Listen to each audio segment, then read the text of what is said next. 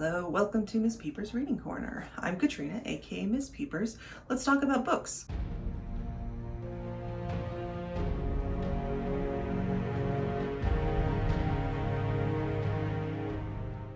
Throughout this month, in honor of Banned Books Week, we are talking about banned books. Today we're going to talk about 1984 by George Orwell. 1984 tends to hang out at the top of the banned books list. This one is threatening to a lot of people, particularly people in power, and there's a reason for that. Let's talk about it. If you are not familiar, 1984 is set in what was, at the time of writing, the future, and is, of course, for us now, the past. It is set in a dystopian world under a totalitarian government that controls everything that the populace has access to. Our main character is a man called Winston Smith. He works in the Ministry of Truth, so he does work for the government, and his job is to edit newspaper articles based on new information, which ultimately ends up being just changes in what the government wants people to see or think or believe. And so by updating past news stories, the government is essentially gaslighting the populace. You may remember having read something, but when you go back to check it, suddenly it's different. So now you're wondering, did I misremember it? Was it really there? And of course, the government encourages you not to worry about it, but just take what is written and go with that. And people who ask too many questions or make general nuisances of themselves are scooped up and carried away, often never to be seen again. Now, Winston has always followed the rules. He does his job, he goes about his day, he lives his life. He is fully aware that there are cameras everywhere, including in his apartment, and he just lives with it. But one day he starts thinking for himself, and part of the point of the novel is that once you start noticing that things are wrong, it's really hard to stop. Now, this book has been banned many times, as I said, largely because it is very anti-government, very anti-authority, and quite frankly, if you don't feel secure in your power, you're probably going to try to get rid of things that challenge your power. One of the things that this book does is encourages the reader to think critically about what you're being told, whether that's from your government, from your employer, from the people in society around you, anyone. And it also shows how easily a population can be controlled using the right methods. Now, one thing that frustrates me about book challenges is that many times you wonder if the person who challenged the book actually read it. In this case, in Florida in the 1980s, this book was banned because it was apparently pro-communist. Let me tell you, this is not a pro-communist book. This book is not pro any kind of government structure.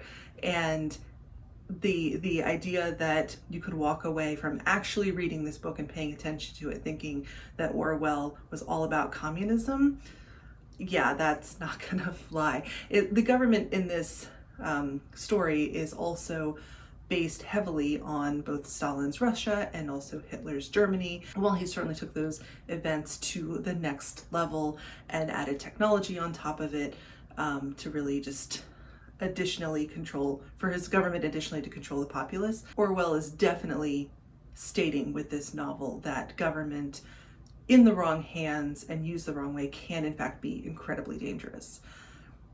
I don't think he's advocating for anarchy, but definitely not pro-communist. That's an odd one. And when I was doing some research for this video, I found an article about a school district in Iowa last year, so 2023, in which this book, along with quite a few others, was pulled from school libraries because it has sex scenes in it. And actually there's really just one. I would say there's really one sex scene.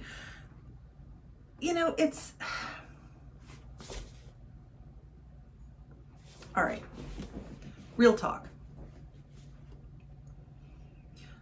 Do you truly believe, fellow adults, do you truly believe that if you don't tell teenagers about sex, they won't know about it? You remember being a teenager, right? You got hormones everywhere. Like, come on. Come on. Anyway, this is the sort of book that I think is really important to read, not only because it's a good book, it's entertaining, it's well written, but also because it does point at very real things. It is based on real situations, as I said. And while I'm not here to make political commentary about our real world, only the fictional one, there's some parallels, is all I'm gonna say. I think there's some things when you read dystopian fiction, particularly from the early to mid 1900s, you start to, some things start to feel familiar. And it's really unfortunate. Censoring a book that is anti-censorship, pro move, love it. One fun fact about this book is that throughout the novel, the Ministry of Truth has been working on new ways to say things with as few words as possible, and they call it newspeak. And the idea is that you don't need 6 words that mean ugly when you could just say unpretty, you know? And honestly, you don't need 6 words that mean pretty when you can just say pretty. And like, do you really need a word for beauty anyway, when really what you mean is good? So we'll just say good, and then we'll say ungood, and then bam, we're done. And before you know it, the English language has been pared way, way, way down. So this language newspeak, we see a fair amount of it within this book, of course, but Orwell took the time as well to write a separate dictionary of newspeak, so that if you are starting a totalitarian government, you've got a handbook that you can use. I don't think that's why he did it. But it's definitely the way that Orwell talks about language in this book, I think is really, really well done, in that the way we talk about things does in fact affect the way we think about them, or if we think about them. And Orwell understood this, and therefore his totalitarian government also understands this, that language is the most important thing. So yeah, don't ban books. Read books that encourage you to think about things. You can also read books that don't encourage you to think, that's fine, but it's good to get a mix. And so 1984 is definitely one of the classic dystopian novels for a reason. I've reread this a couple of times. The movie is really good with John Hurt, and it's just, yeah, such a good story. But let me know, have you read 1984? What are your favorite dystopian novels that may or may not be on the banned book list? And yeah, let's start a respectful discussion. And if you can write a comment in Newspeak, I'll be very impressed. So yeah, do that. And either way, I will see you in the next one.